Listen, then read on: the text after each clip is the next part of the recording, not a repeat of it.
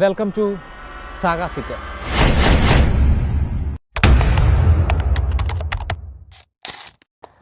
ഞാനിപ്പോൾ നിൽക്കുന്നത് ജർമ്മനിയുടെ ക്യാപിറ്റലായ ബെർലിനിലെ ടെമ്പിൾ ഹോഫ് ഫെൽഡ് എന്ന് പറയുന്ന ഒരു സ്ഥലത്താണ്. നിങ്ങളൊന്ന് ചിന്തിച്ച് നോക്കുക, ഈ കാണുന്ന ആകാശം രണ്ടാം ലോക മഹായുദ്ധ സമയത്ത് എങ്ങനെയായിരുന്നു? അതായത് 1939 തൊട്ട് 45 വരെയുള്ള കാലഘട്ടത്തിൽ അറിയപ്പെടുന്ന ഒരു എയർപോർട്ടായിരുന്നു ഇവിടം. വെടിക്കോപ്പുകളും ബോംബുകളുമായി ചീറിപ്പാഞ്ഞു പോകുന്ന യുദ്ധവിമാനങ്ങൾ പാറി നടന്നിരുന്ന ഒരു ആകാശം. അശാന്തിയും സമാധാനമില്ലായ്മയും തളം കെട്ടിയിരുന്ന നിലവിളികളുടെയും ചോരക്കുരുതികളുടെയും പ്രദേശം. ഗൈസ്, ജർമ്മനിയെ അടപടലം എക്സ്പ്ലോർ ചെയ്യാനാണ് ഞാനിവിടെ വന്നിരിക്കുന്നത്. നിങ്ങൾക്ക് ഒത്തിരി ജർമ്മൻ വിശേഷങ്ങൾ ഇവിടെ നിങ്ങൾക്ക് കാണാൻ സാധിക്കും. ആഹാരം, സംസ്കാരം, ചരിത്രം ഇവയെല്ലാം ഈ ഒരു ചാനലിലെ പ്രധാന വിഷയങ്ങളായിരിക്കും. ഈ ചരിത്രം, സംസ്കാരം ഇവയൊക്കെ ഒത്തിരി ഇഷ്ടപ്പെടുന്നതുകൊണ്ടാണ് ശരിക്കും പറഞ്ഞാൽ ഞാൻ ഏത് സ്ഥലം വിസിറ്റ് ചെയ്തായിരുന്നാലും ആ സ്ഥലത്തെ ചരിത്രത്തെ പറ്റിയും അവിടുത്തെ സംസ്കാരത്തെ പറ്റിയും വിശേഷങ്ങളെ പറ്റിയെല്ലാം ഒരു മുൻകൂട്ടി ഒരു ധാരണ തയ്യാറാക്കിയിട്ടുണ്ടാവും. അങ്ങനെ ജർമ്മനിയിലെത്തിയതിനു ശേഷം പോകേണ്ട ഒത്തിരി സ്ഥലങ്ങളുടെ ലിസ്റ്റ് ഞാൻ തയ്യാറാക്കി. അതിൽ ഏറ്റവും പ്രധാനപ്പെട്ട ഒരു സ്ഥലം തന്നെയായിരുന്നു ഇത്. എന്തുകൊണ്ടാണ് ചോദിച്ചു കഴിഞ്ഞാൽ, ശരിക്കും പറഞ്ഞാൽ ചരിത്രം പഠിക്കുന്ന ഏതൊരു ചരിത്ര കുതുകിക്കും വളരെ കൗതുകം ജനിപ്പിക്കുന്ന ഒരു സ്ഥലം തന്നെയാണ് ഈ ടെമ്പിൾ ഹോഫ് ഫെൽഡ് എന്നത്. ഇന്നൊരു ഞായറാഴ്ചയായിരുന്നു. ജർമ്മൻസ് ഞായറാഴ്ച അങ്ങനെ അധികം പുറത്തിറങ്ങാറില്ല. വെള്ളിയാഴ്ച വൈകിട്ട് ജോലി കഴിഞ്ഞാൽ അന്ന് വൈകിട്ടും അടുത്ത ദിവസവും നല്ലപോലെ അടിച്ചു പൊളിക്കും. ഞായറാഴ്ച പിന്നെ പള്ളിയും പ്രാർത്ഥനയും വിശ്രമമൊക്കെ ആയിട്ട് അങ്ങനെ കടന്നു പോകും. എങ്കിലും ഇന്ന് അത്യാവശ്യം ആൾ തിരക്കുണ്ടായിരുന്നു.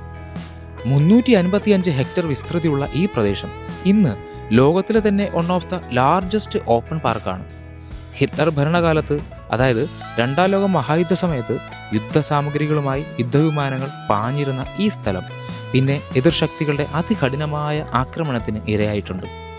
പക്ഷേ ഇന്നിവിടം ശാന്തമാണ്. നല്ലൊരു കാറ്റും കൊണ്ട് കാഴ്ചകൾ കണ്ടിരിക്കാൻ എന്താ രസം. വിമാനങ്ങൾ കണ്ടുപിടിക്കുന്നതിന് മുൻപ് ഇത് പ്രഷ്യൻ മിലിറ്ററി പരേഡ് ഗ്രൗണ്ടായിരുന്നു. എന്നെ അതിശയിപ്പിച്ച കാര്യം, വിമാനം കണ്ടുപിടിച്ച ആ റൈറ്റ് സഹോദരങ്ങളിലെ ഓർവിൽ റൈറ്റ് 1909 ഇവിടെ വിമാനം പറത്തിയിട്ടുണ്ട്. 1923 ഇത് ലോകത്തിലെ ആദ്യത്തെ കൊമേഴ്ഷ്യൽ എയർപോർട്ടായി നിലവിൽ വരുന്നത്. എയർപോർട്ടുകളുടെ മാതാവെന്ന് ഒരിക്കൽ ഇത് അറിയപ്പെട്ടിരുന്നു. 1930കളിൽ നാസി ഭരണകാലത്ത് ഇതൊരു വലിയ എയർപോർട്ട് കോംപ്ലക്സ് ആകുകയും ചെയ്തു. രണ്ടാം ലോക മഹായുദ്ധ സമയത്ത് നാസികളുടെ പ്രധാന മിലിറ്ററി എയർപോർട്ടായിരുന്നു. അങ്ങനെ നടന്ന് കാഴ്ചകൾ കാണുമ്പോൾ ഈ കാണുന്ന മെറ്റൽ ബോക്സ് ഇവിടുത്തെ വേസ്റ്റ് നിക്ഷേപിക്കുന്ന ഇടമാണ്. പ്രത്യേക നിരീക്ഷണ ക്യാമറകളോ ഒന്നും തന്നെ വേണ്ട ഇവരെ അനുസരിപ്പിക്കാൻ. കുഞ്ഞുങ്ങൾ മുതൽ വലിയവർ വരെ ഇവിടെ വേസ്റ്റ് നിക്ഷേപിച്ച് ഈ ഇടം മനോഹരമായി സൂക്ഷിക്കുന്നുണ്ട്. ഈ കാണുന്നതാണ് ഗ്രിൽ പ്ലാറ്റ്സ്.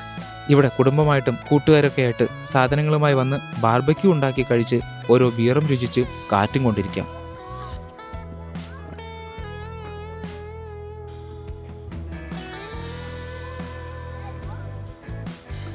ഇത്തരം വാഹനങ്ങളും സൈക്കിളുമൊക്കെ ഇവിടെ റെന്റിന് കിട്ടും. ചുറ്റിക്കാണാനൊക്കെ ഒത്തിരി പേർ വന്നിട്ടുണ്ട് കേട്ടോ.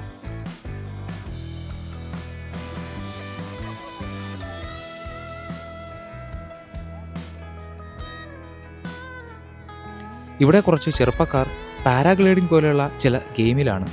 നല്ല രസമാണിത് കണ്ടിരിക്കാൻ. അങ്ങനെ ഇരിക്കുകയാണ് കുടുംബത്തോടൊപ്പം സൈക്കിളിൽ വന്ന ആ പുള്ളിയെ ആ പാരാഗ്ലൈഡിങ്ങിന് വന്ന ചെറുപ്പക്കാരൻ്റെ പാരച്യൂട്ട് എന്തോ തട്ടുന്നത്. വായിൽ തോന്നിയതൊക്കെ വിളിച്ചു പറഞ്ഞുകൊണ്ട് അയാൾ അങ്ങനെ പോവുകയാണ്. ഈ പ്രദേശത്തെ വലിയൊരു ഭാഗം ഇങ്ങനെ കളർ റിബൺ കെട്ടി പ്രവേശനം വിലക്കിയിരിക്കുകയാണ്. നിരവധി പക്ഷികളുടെ വാസസ്ഥലമായതുകൊണ്ടാണിത്. അതിൽ ഒരു പക്ഷിയെ അടുത്ത് ചെന്ന് കാണാൻ പറ്റി. പരുന്തുവർഗത്തിൽപ്പെട്ട ഒന്നാണ് കേട്ടോ. ഇവിടെയൊക്കെ ഇപ്പോഴും അടിയിൽ പഴയകാലത്തെ ബങ്കറുകളുണ്ട്. പലതും തുറന്നു നോക്കിയിട്ടില്ല. എനിക്ക് തോന്നിയ സംശയം, ഇനി വല്ല കുഴിബോംബുകൾ ഉള്ളത് കൊണ്ടാണോ എന്നറിയില്ല ഈ പ്രദേശം പക്ഷി സംരക്ഷണത്തിൻ്റെ പേരിൽ കെട്ടിമറച്ചിരിക്കുന്നത്. ആർക്കറിയാം. രണ്ടാം ലോക മഹായുദ്ധത്തിനു ശേഷം വീണ്ടും ഒരു ടെൻഷൻ ലോകത്തുണ്ടാക്കിയ ഒരു ഇൻസിഡൻ്റ് ആയിരുന്നു 1948 ബെർലിൻ എയർലിഫ്റ്റ്. അത് നടന്നത് ഈ എയർപോർട്ടിലായിരുന്നു. ഇവിടെ ഒരു ഉപയോഗശൂന്യമായ വിമാനം കാഴ്ചക്കാർക്കായി ഒരുക്കിയിട്ടുണ്ട്. നോട്ട് 262 എന്ന ഫ്രഞ്ച് നിർമ്മിത എയർക്രാഫ്റ്റാണിത്. 1987 ഇതിൻ്റെ അവസാന പറക്കൽ. ഒരു ചെറിയ റൺവേ ക്രാഷോട് കൂടി ഇത് ഒരു മൂലയ്ക്കായി. പക്ഷേ ആ പഴയ ടെമ്പിൾഹോഫ് എയർപോർട്ടിൻ്റെ ലെഗസി വിളിച്ചോതിക്കൊണ്ട് ഇവയെ ഇന്നും സംരക്ഷിച്ചു പോരുന്നു. അങ്ങനെ കാലം കടന്നുപോയി. യുദ്ധകാല മുറിവുകൾ പുറമെയെങ്കിലും ഉണങ്ങി. ബെർലിൻ മതിൽ തകർന്നു. ശാന്തിയുടെ സമാധാനത്തിൻ്റെ പുതു ജർമ്മനി പിറന്നു. കാലങ്ങൾക്ക് ശേഷം 2008 ഔദ്യോഗികമായി ഈ എയർപോർട്ടിന് സർക്കാർ പൂട്ടിട്ടു. തൊട്ടടുത്ത് മറ്റ് എയർപോർട്ടുകളൊക്കെ വന്നപ്പോൾ ഇനിയൊരു എയർപോർട്ട് എന്ന ആവശ്യവും ഇല്ലാതായി. 2014 ജനങ്ങളുടെ സമ്മതത്തോടെ ഇത് എന്നേക്കുമായി ജനങ്ങൾക്ക് തുറന്നു കൊടുക്കപ്പെട്ടു.